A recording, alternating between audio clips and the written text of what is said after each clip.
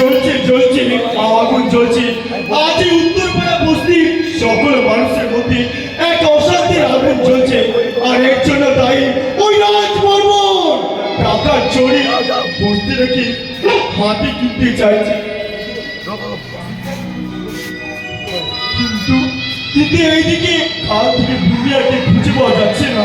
আমিও এইদিকে ওদিকে গ্রামের পথে পান্তরে এমন কেউ ছিল তার মধ্যে তন্ন তন্ন করে খুঁজলাম, কিন্তু বিদ্যার কথা দেখা পেলাম না মাস্টার কথা। আমিও কিছু বুঝতে পারছি না। কাউকে কিছু না বলে ওই দুই ভাই বোন কেন কোথায়? আচ্ছা, রামকে তুই কি খবরটা দিয়েছি? রাহুল তারা মারা করবে তাড়াতাড়ি। এমন যেন একটু অঘটন আভাস পাচ্ছি। আচ্ছা প্রদীপ, ওই রাজবর্মন বিজয়ার কোনো ক্ষতি করেন তো? কথাটা তুমি ভুল বলেছি মাস্টার কথা। আর যদি তাই হয় তাহলে জানবেন প্রদীপটাকে বাঁচিয়ে রাখবে না। আমি বলছি কি প্রদীপ, ওই রাজবর্মনের বাড়িটা একটু দেখে আসতে পারবি? কথাটা তুমি ঠিকই বলেছো কথাটা। আমি বলবো বাগান বাইরে গিয়ে একবার দেখে আসি। কাউকে কোথাও যেতে হবে না। যাকে তোমরা অন্ধারে খুঁজে বেড়াচ্ছ সে নিজে থেকে ফিরে এসেছে। ওই কোথায় টাকা করে ডাকতো, তার গালাকে চর কষিয়ে দিয়ে বলবো তাকে রাত্রে এসে কোথায় ছিল। সত্যি এটা ভারী অন্যায়। তুমি কার অন্যায়ের কথা বলছো বাবা? আর তুই কাকে চোর মেরে শিক্ষা দিবি রে প্রদীপ? তুই কি বলছিস? আমি তো কিছুই বুঝতে পারছি না নন্দিনী। তোকে বোঝানোর মতো ভাষা বা জানানোর মতো কোনো শব্দ আজ আমার নিজেরই জানা নেই। ও বাবা, নৌকা হয় আমাদের সুখের নৌকাটা মাঝ নদীতে উল্টে গেছে গো বাবা।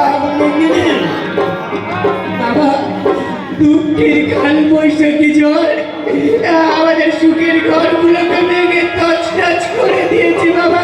নন্দিনী হাজার স্বপ্ন দিয়ে আমরা যে কল্পনার সংসারটা করতে চেয়েছিলাম সেই সংসারের শিশুকে বিষাক্ত কালচাপ ঢুকে তার মরণে বিষ উগড়ে দিয়েছে বাবা। তুই কি বলছিস রে মা? শুধু একটা কথা বল, সে বেঁচে আছে না নেই? নেই। বিন্দিয়া!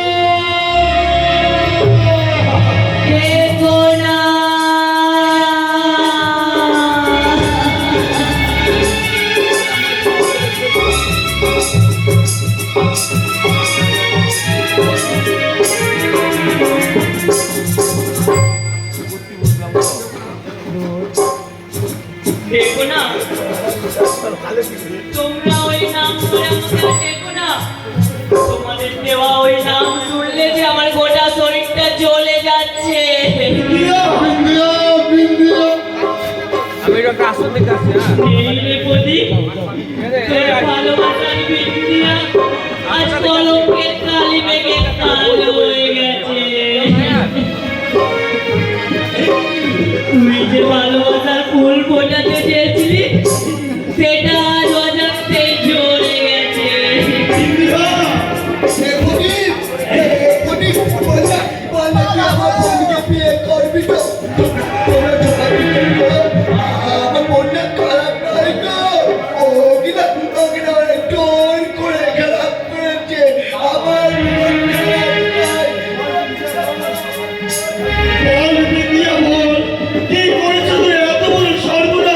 তোকে আজকে বলতে হবে বিদ্যা, সবারই সাথে ওই শয়তানটা মুখোশ খুলে দিতেই হবে।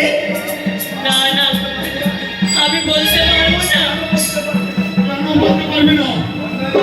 কেন এই অন্যায়টা তুই মুখ বুঝে সহ্য করে নিবি? বল বিন্দিয়া, বল কে সেই শয়তান? তার শুধু একটিবার নামটি বল, তাকে আমি জানার শেষ করে ফেলবো। আমি বলতে পারবো না। বল বিদ্যা, বল, তুই বল বল বল বল। বলছি তোমাদের ভালোবাসার রামু।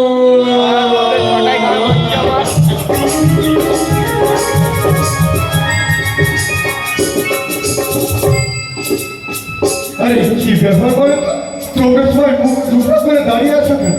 আরে আমি রামু গো, রামু, তোমাদের রামু। এই কেমন তোর কি করে কাণ্ড কেটে বলতো? তোরা দুই ভাই বোন মিলে যে পাগল হয়ে গেল। কোথায় ছিলিস রামু? আরে আমি তো গেছিলাম ওই, কিন্তু কেন বলো তো মাস্টার? আমি জানতে চাইছি তুই কোথায় ছিলিস। না মানে তুমি হঠাৎ এভাবে কেন জিজ্ঞাসা করছো? কারণ আজ তুই বিশ্বাসের বাঁধটাকে ভেঙে দিয়েছিস। মাস্টার কাকা মানেটা যেন না জানার ভাগ করে আমাদেরকে বোকা বানানোর চেষ্টা করছিস।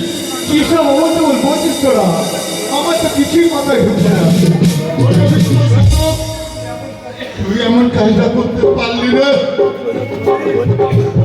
কি? আর একটা কথা বলবি না, কারণ তোর বলার আমাদের শোনার মতো অবস্থা এখন আমরা আর নেই। আরে কি হয়েছে সেটা তো বলবে। ছি রামু ছি, এতদিন ধরে এই উত্তরপাড়া বস্তিতে সকল মানুষ জানতো যে রামু একটি ভালো ছেলে। বস্তির মানুষগুলোর মধ্যে তুই তোর বিশ্বাসের আলোটা এইভাবে নিতে দিবি রামু। মাস্টার কাকা কি হয়েছে বলবে তো মাস্টার কাকা? তুই নারী জাতির সম্মান নষ্ট করেছিস। মানে যেন না জানার ভাগ করছিস।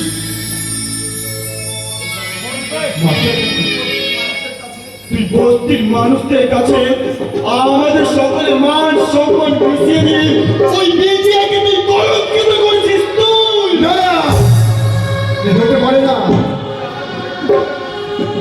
এ হতে পারে না। এই কেন? ওরে রামু, যে বিন্দিয়া তোকে নিজের দাদার মতো সম্মান করত, সে বিন্দিয়া তুই এত বড় সর্বনাশ।